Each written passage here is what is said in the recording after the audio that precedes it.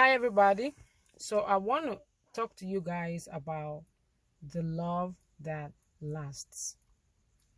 Okay, the type of love that lasts. Love has to be a choice, love has to be a fruit of I choose you. Okay, it has to be a fruit of I see different options, but I choose you. Okay, we as a society, we have tried to create love out of things that love can never come out of. Okay, because love comes from the heart and soul of the person giving it, and is going to the heart and soul of the person receiving it. That already tells you that love, by its very nature, is a spiritual and an energetic force. If you heard my belly, ignore it. Okay, therefore you cannot create that which is spiritual and energy via physical means. Some examples: you can't fuck your way into love. You can't. If there was no spiritual connection or energy connection between you and the person prior, you can fuck him all day long. He may even marry you, or she may marry you. That don't mean that love is going to be there. You can't buy love. You can't buy your way into love. You cannot have babies and mother your way into the heart of a man, or you cannot man your way. In other words, you cannot use your masculinity to earn the love of a feminine woman. It's impossible.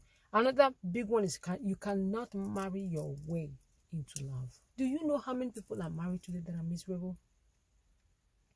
Do you know how many people that got married thinking that marriage would create a union between, because that's what they say, right? For better, for worse, in sickness and in health, till death do you part. That implies union. Why is my stomach? Oh, have I eaten? I ate some almonds. But anyway, for better, for worse, till death do you part, right? That's implying union. That joining of two people at the altar implies union, that both of them are going to be unionized or united. Do you know how many people got into a marriage and realized they had been tricked, or realized that which they thought was never going to happen? Love has to be a free choice. Somebody has to choose you. They have to choose to love you. You cannot blackmail, possess, tie down, marry your way into love. It's impossible. It's impossible. And that's why sometimes people, are looking to marry, because in their head they think that when they marry, that means the person is going to love them. No. You can marry a guy who doesn't even love himself. So how the heck is he going to love you? You can marry a woman who don't love herself. How is she going to love you? She's not going to love you. What she's going to try to do is to make you an object of her love, or make you something she's supposed to receive love from. You're going to fail at it. People gotta choose you. A man gotta choose a woman.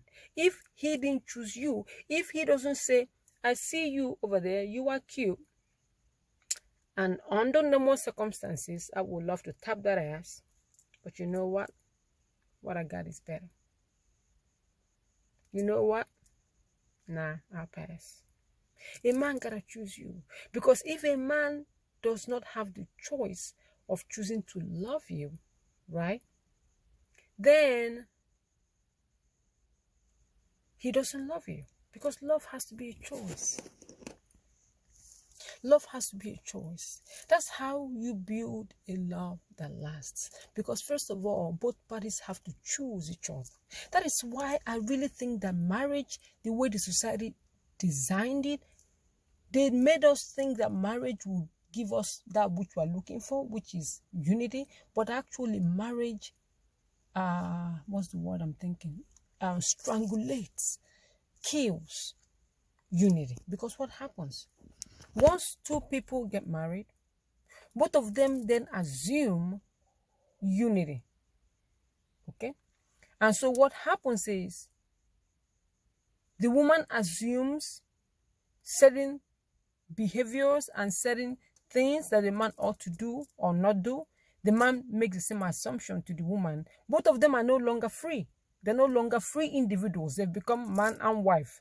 And they have to then become whatever is in the head of the man as what a wife should be, and whatever is in the head of woman as to what a husband should be. What does that do? That first of all kills the individuality of the person you're with. And once that individuality is strangulated and killed, what happens? You end up with a body. So what the man will do is that the man in his head, and men are really good at this because they have boxes in their heads. They can put things in boxes, and the boxes don't mix. So in their head, you are the wife, not a human being, not a person who needs love or emotions, not a person. You're not even a person, just the wife, right? So he puts you in that box in his head. And in that box, because in his mind, he's not a husband to the wife, right? He's not a man to a woman. The relationship becomes dead. That's why marriages don't work. I don't know why. You know, when I see people walking down the altar, I feel sorry for them. Because I feel like they have no idea what they just got themselves into. Marriage should actually be an outward reflection of what is going on inward. I'm going to repeat that. The marriage ceremony should be an outward reflection of what is going on inward.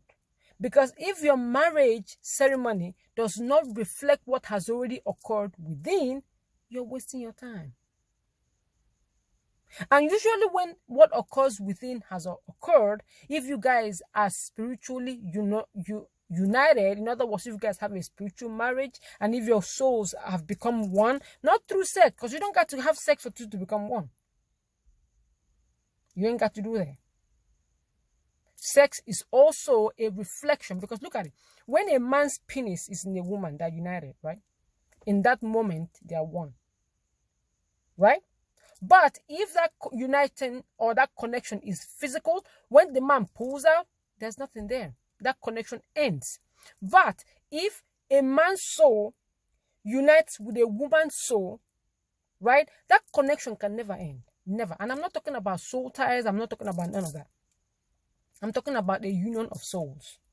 Okay? So when they now have sex, the sex or the union of the bodies becomes a reflection of the union of the soul. And then when they get married, declaring to the world, if they choose to do that, declaring to the world that they are man and wife is simply a reflection or a celebration of what already happened spiritually. So when you have a man or you have a woman that you guys are not joined together spiritually, you are going to know. How so? Because you're going to be insecure in that union. You're going to be insecure in that union. That union is going to be fraught with conflict. It's going to be fraught with a fight, tension. That tension and fight is simply a reflection of the fact that you are in the wrong place. And your soul is not comfortable. You're trying to squeeze your feet into a shoe that is 2 sizes too small. Or trying to fit yourself into a dress that is 2 sizes too small. It's not comfortable. And that reflects itself in fight, argument, tension, blah, blah, blah. Love must be a choice. It must come from a place of somebody choosing to give their heart to you, give their soul to you, become one with you. If they are not making that choice, right? If they are not making that choice, but they are staying with you, or maybe they choose you because they want to get married, or they choose you because you look nice, or they choose you for any other reason other than the fact that they love your soul. If they're not making that choice, and if you do not continually give them the opportunity to make that choice, that love is not going to last. Does that make sense? People have to be able to wake up every morning and choose to love the one they are with. Without that, it's not going to work.